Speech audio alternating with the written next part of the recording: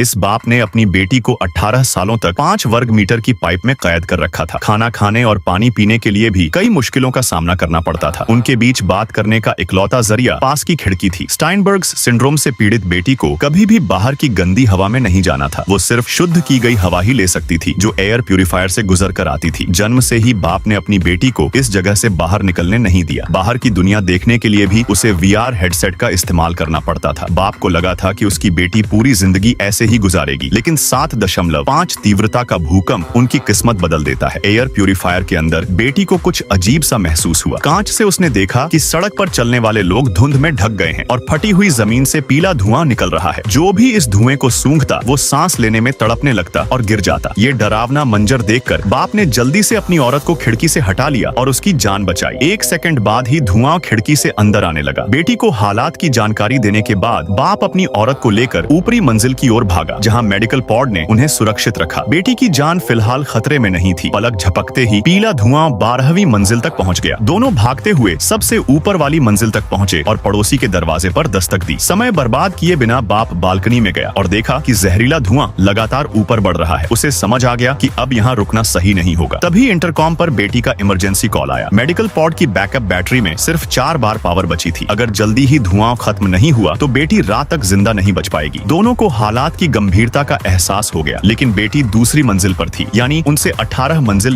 नीचे जाकर बैटरी बदलना और लौटना 5 मिनट तक सांस रोककर करने जैसा था। ये किसी आम इंसान के लिए नामुमकिन था। तभी बाप को याद आया कि नीचे वाले पड़ोसी को गंभीर सांस की बीमारी थी, तो उसके पास ऑक्सीजन सिलेंडर जरूर होगा। बाप ने अपनी जान की परवाह किए बिना नीचे उतरना शुरू किया, जहाँ जहरीला धुआं उसके गले तक पहुँच गया था। उसने तुरंत अपनी सांस रोक ली और तेजी से मंजिल पर पहुँच गया। खिड़की तोड़कर अंदर घुसा और तुरंत खोज शुरू कर दी, लेकिन तभी कमरे में पड़ी पड़ोसी की लाश ने उसे झटका दिया। दुख मनाने का वक्त नहीं था। उसने इधर उधर देखा मगर ऑक्सीजन सिलेंडर नहीं मिला। घबराकर उसने दूसरे कमरे में तलाशी ली। उसकी सांसें खत्म होने लगी थी, बस 20 सेकंड बाकी थे। आखिरकार एक कोने में उसे ऑक्सीजन सिलेंडर मिल गया। उसने बिना वक्त गंवाए मास्क पहना और गहरी सांस ली। अब उसके शरीर में फिर से ताकत आ गई थी। उसने दूसरी मंजिल पर पहुंचकर मेडिकल पॉड की बैकअप बैटरी बदल दी, लेकिन खतरा अभी टला नहीं था। जहरीला धुआं ऊपर बढ़ रहा था। तभी